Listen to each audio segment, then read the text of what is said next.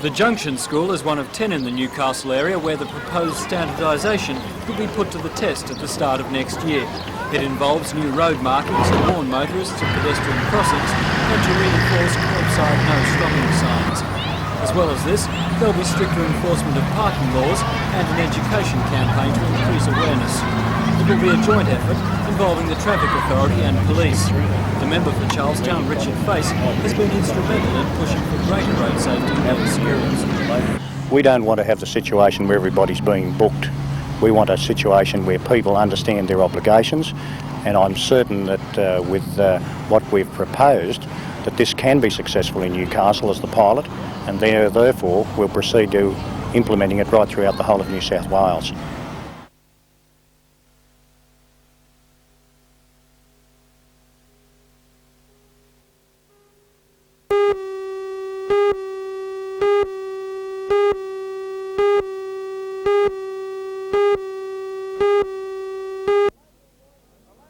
The local boy leading the Sydney hot shots, last night, the sprint cars were prominent, with Singleton driver Alan Bates stealing the limelight with some superb driving, showing his potential to mix it with the best in the state. Fire eventually beat him when Glory was just around a few more corners. But Bob Blacklaw got the checkered flag from Sid Moore and Dennis Farr in the feature race. For those with a destructive bent, the Demolition Derby was a highlight.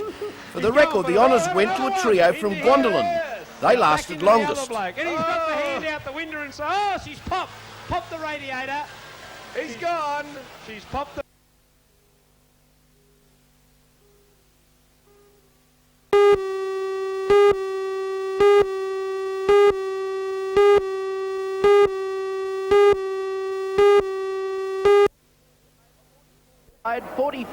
Loggins was presented with his award in Melbourne at the Southern Cross over the weekend. He is an exceptional player whose statistics tell the story of a champion. He scored 792 points in the regular season at an average of 30.4. He made 240 rebounds, 82 assists, 31 blocks and had 90 steals. His court shooting percentage was 54, with 33% from outside the three-point line and 88% from the free throw line. He had just 83 fouls for the year. A worthy winner indeed. In the All-Star 5, Melbourne's Andrew Gaze and Hobart's Steve Carfino were named as guards. Loggins and Jim Foster of Coburg were selected as best forwards, and Mark Davis of Adelaide was named as the centre, despite the fact he has played mostly forward. NBN's coverage was selected here. Nice as tip. the best McDaniel's in no one Australia. near him. Just goes up, does the slam dunk.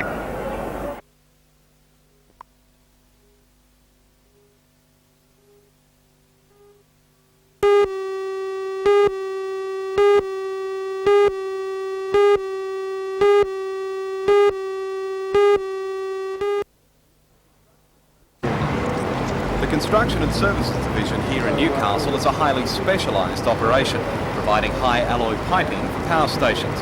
For instance, the Newcastle Division designed, manufactured and installed the piping system for the Araring Power Station, a contract worth at least $30 million in today's terms.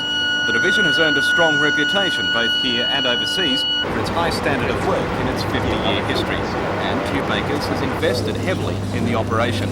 This computer equipment is state-of-the-art, while this pipe bending machine, which costs at least $1 million, is the biggest in Australia. Metal and iron workers employed in the division are expected to be transferred to other sections of the company. Already half of the 100-strong workforce have been re-employed. The company is concerned about the future of some 50 design, technical, management and clerical staff, and is trying to re-employ them outside the region or with other companies. Meantime, current contracts are expected to be completed by next May or June. General Manager of the division, Bob Tisdall, says the operation has to be closed down because of the downturn in the construction industry. And despite the prediction of an upturn in the market in the next 3 years, the cost of maintaining the operation is not viable. Bob Tisdall says the closure is a loss to Newcastle of unique and highly specialised skills. Is that a loss for Newcastle to lose that particular skill? I think a loss for the country as a whole. There have been some excellent skills developed here in the high pressure, high temperature requirements of power generation, and those skills are being disbanded. They'll be very difficult to replace when they're required in the future. We've looked in overseas markets, been involved in opportunities in other countries, looking for opportunities in other countries, but again, it's a very competitive world market out there, and we reasoned that it's going to be so long before Australia will penetrate that we won't be able to sustain the operation. Great.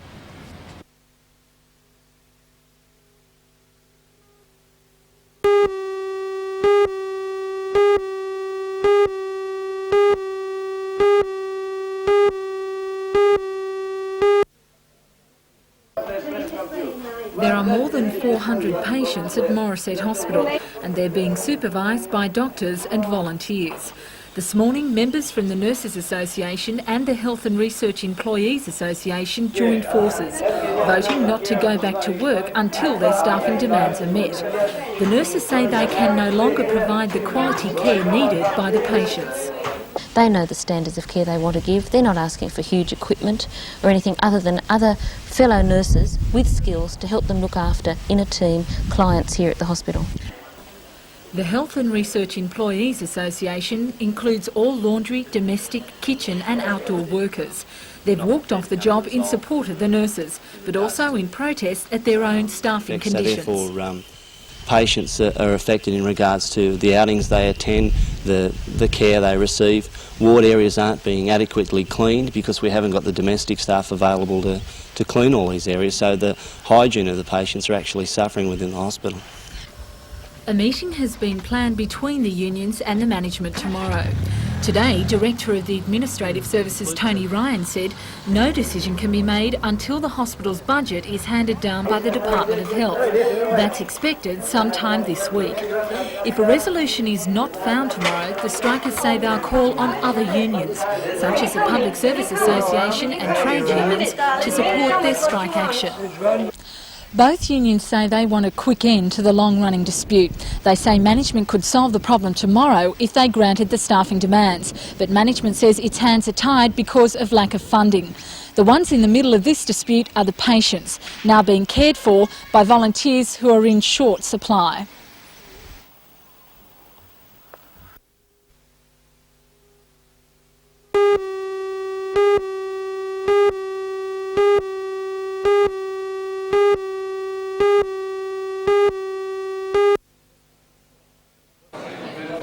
The final year art students exhibition is divided into 3 stages this year. Last night, stage 1 opened in the college's art building. Artworks on display included ceramics, painting, photography and fibre arts textiles.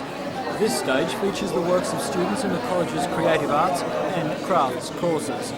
The remaining 2 stages will be held over the next 3 weeks, when the works of postgraduate and visual arts students go on display. The third and biggest stage will begin on November 26, when the works of 90 students are on exhibition around the college. The final year art students exhibition is held annually at the college, and artworks on display form a major part of students' coursework.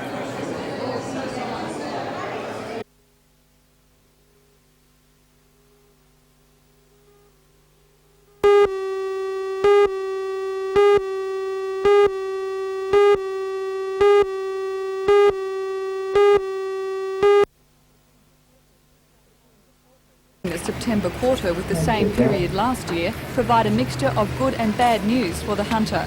In this region, the number of people wanting work rose by only 1.5%, lower than both the state increase of 2.5% and the national increase of 8%.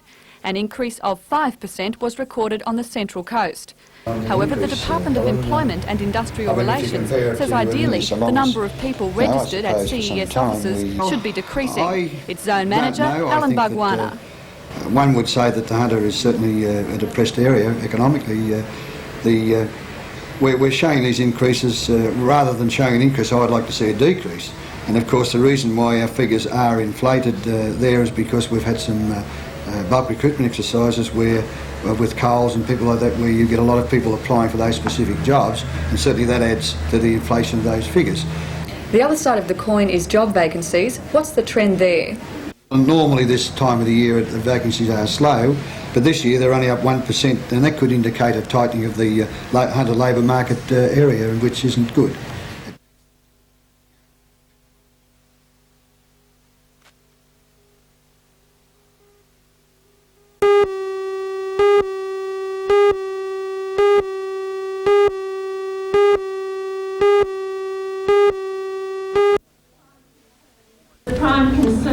Almost 100 delegates from Labor Party branches throughout the state attended this year's conference, which was officially opened by Premier Barry Unsworth. Primary Industry Minister John Kerrin addressed delegates on the Sunday after returning from a tour of Southeast Asia. He told the conference Australian primary producers could benefit through increased trade with that region, and that the federal government will continue to encourage rural entrepreneurs to develop those markets. In fact, marketing was the central theme of the minister's speech, as he called on farmers to not only produce for certain markets, but aggressively market their produce.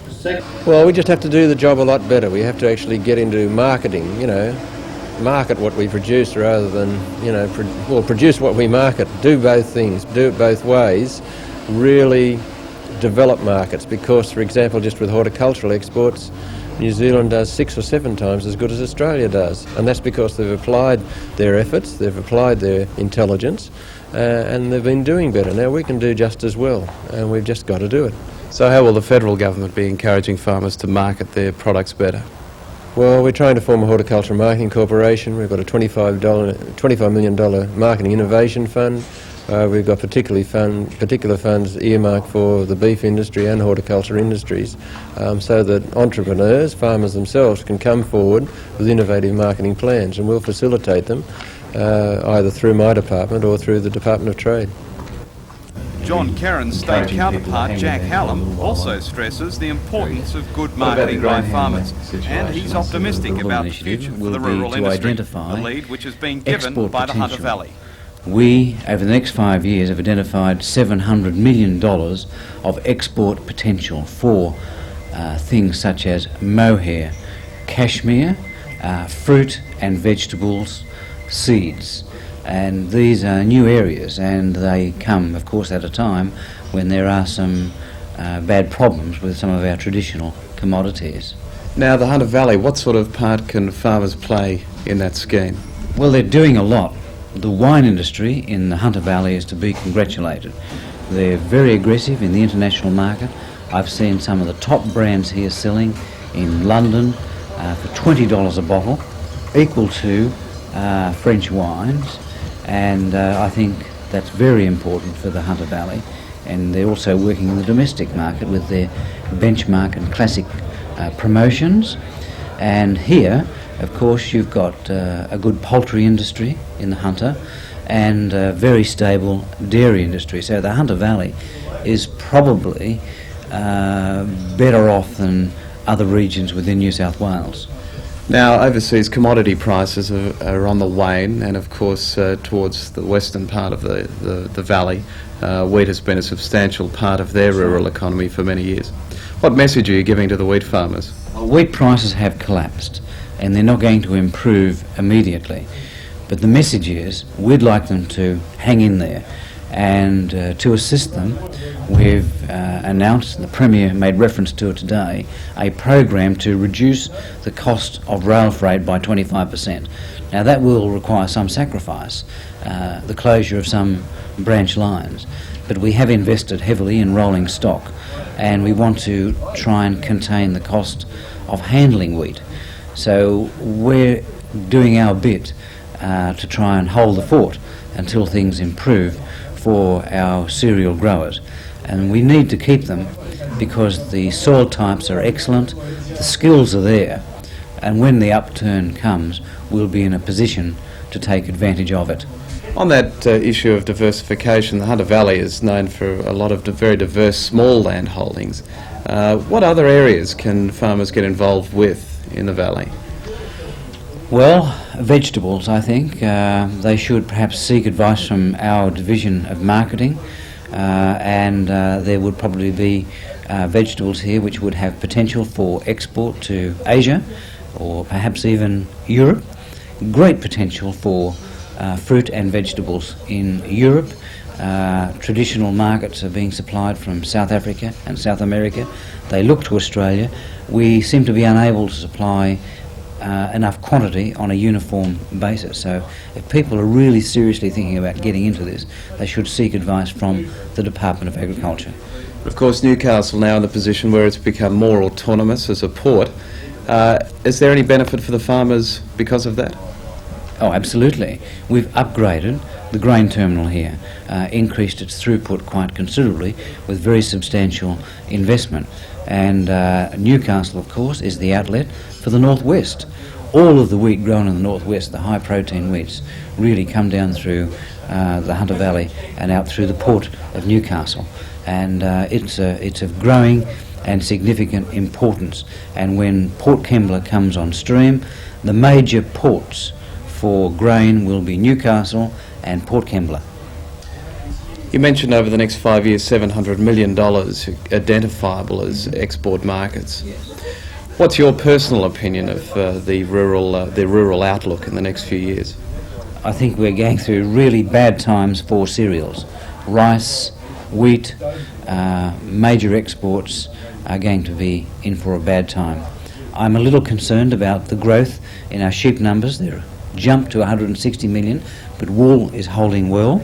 Nevertheless, we should be cautious there. We have almost a unique commodity, but the real future lies with the development of these fruits, apples, pears, tropical fruits in northern New South Wales, lychees, perhaps even avocados.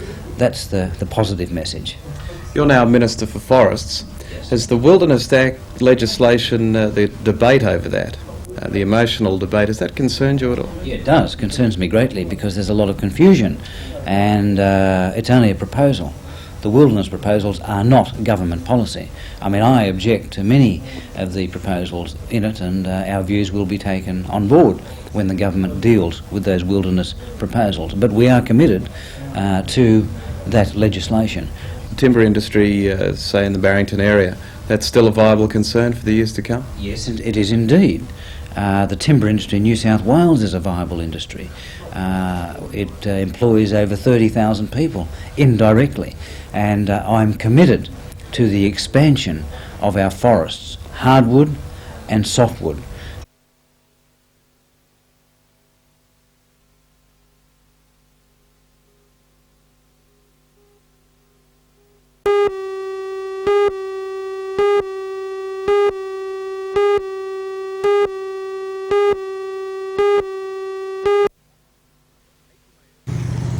HMAS Dubbo will be berthed in the Nelson Bay Marina this weekend and take an active part in the festival.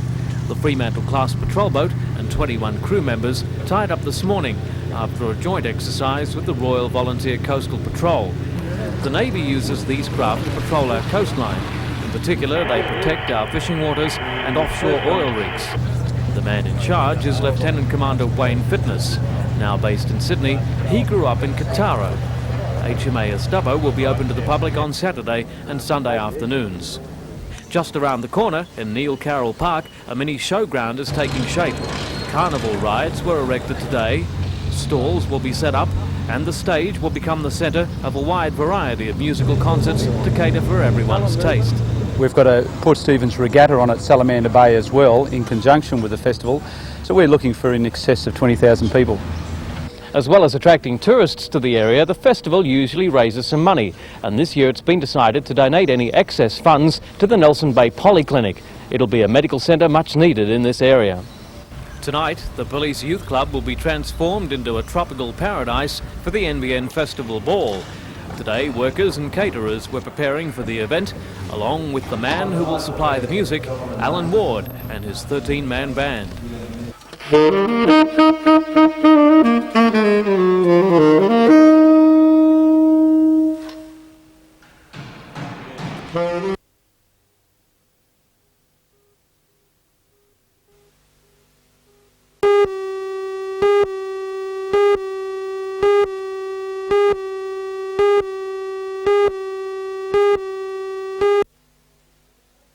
Bit at the moment. He's a bit Stuntman Mad Max Aspen will set a record for rolling over 12 cars in the fastest possible time, and in doing so will attempt to break his own 10 cars in 10 minutes record, which he failed to better earlier this year.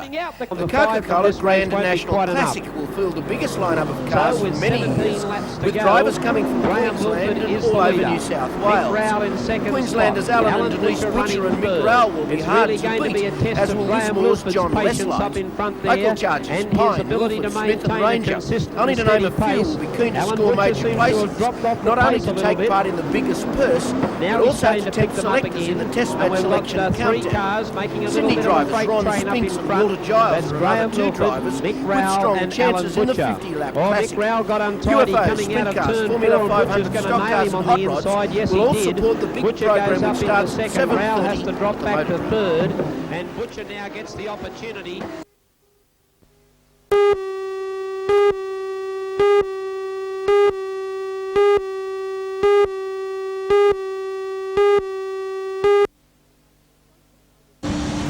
Confident prediction was made by the director of IKL Australia, Jürgen Ritterhoff, at Carrington Slipways today. Mr Ritterhoff was leading a delegation from the German Department of Defence. They've spent the week in Canberra delivering a technical evaluation of the German-based tender for the submarine contract to the Australian Navy. The consortium formed between IKL, who are directly linked to the German Navy, Australian Marine Systems and Eglo Engineering, say the submarine contract will keep them busy for the next 12 years. One of their major subcontractors, if they win the project, will be the fiberglass division of Carrington Slipways. Mr Ritterhoff says talks with the Australian Navy officials this week were encouraging. While the Navy has predicted a 6-month wait between close of tenders and the awarding of the contract, the Germans predict an early decision. They appear to be heartened by a promise from the Australian government that the contract will be awarded only on commercial and economic considerations. Your tender then is in for the submarine contract. How hopeful are you? We are very confident.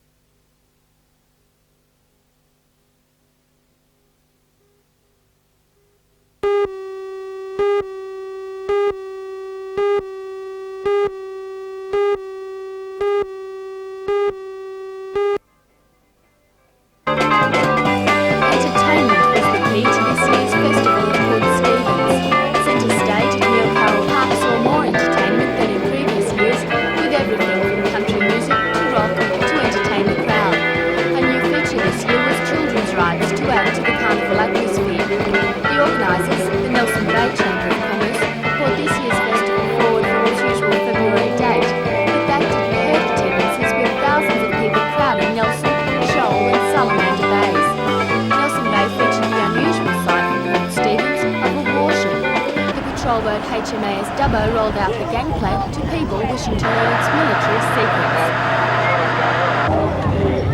In Toronto, meanwhile, the boulevard was closed to traffic and people took over the street for the annual Christmas caper. Only one special guest was allowed through in his own fire truck to bring in the Christmas season.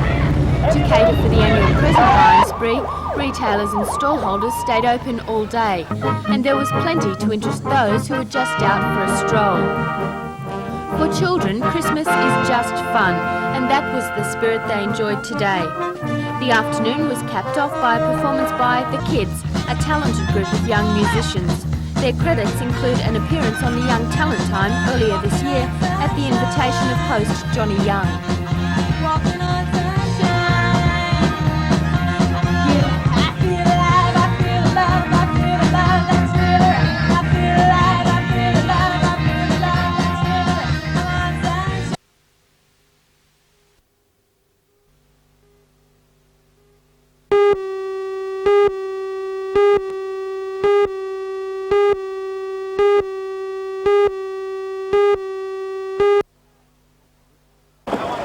Top surfboat crews from around the state started the marathon row down the Hunter River from Hexham to Newcastle Beach, 20 kilometres away.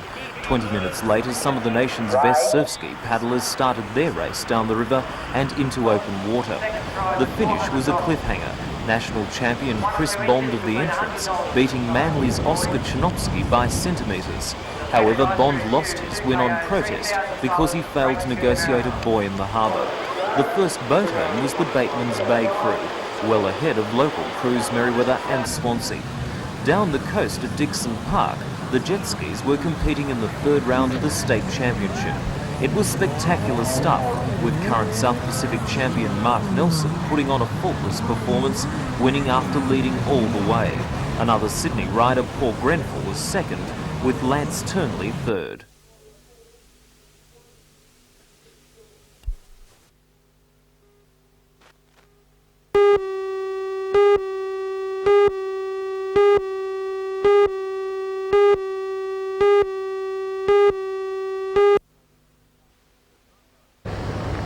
The drama unfolded on Newcastle Beach yesterday afternoon as heats of the Coke surf trials were underway. Young Matthew was a spectator sitting on a rocky outcrop when the single bolt of lightning struck.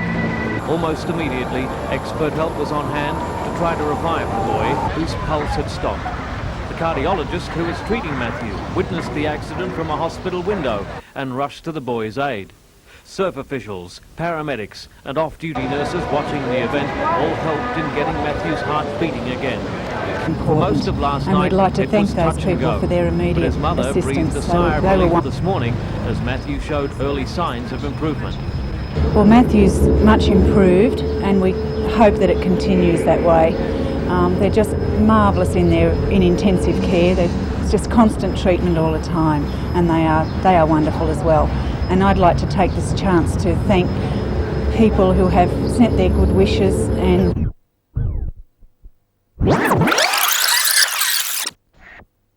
off-duty nurses watching the event all helped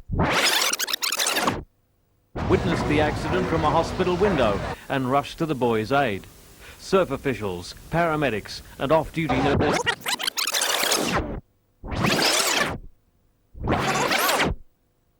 lightning struck. Almost immediately, expert help was on hand to try to revive the boy whose pulse had stopped. The cardiologist who was treating Matthew witnessed the accident from a hospital window and rushed to the boy's aid. Surf officials, paramedics and off-duty nurses watching the event all helped in getting Matthew's heart beating again. For most of last and night, we'd like to it thank was those touch and people go. for their But immediate his mother assistance. breathed a sigh of They were relief this morning as Matthew showed early signs of improvement. Well, Matthew's much improved, and we hope that it continues.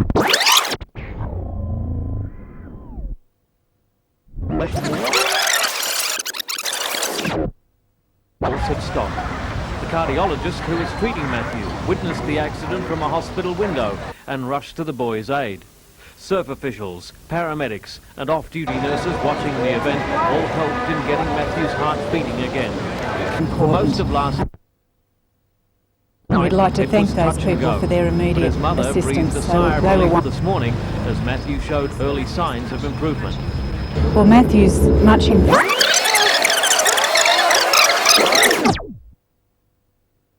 The training that they receive on the beach in these clubs was really put to the real test yesterday. It certainly was, because within 3 minutes, if you haven't got oxygen, all sorts of things can go wrong, and I'm so pleased with my son's results.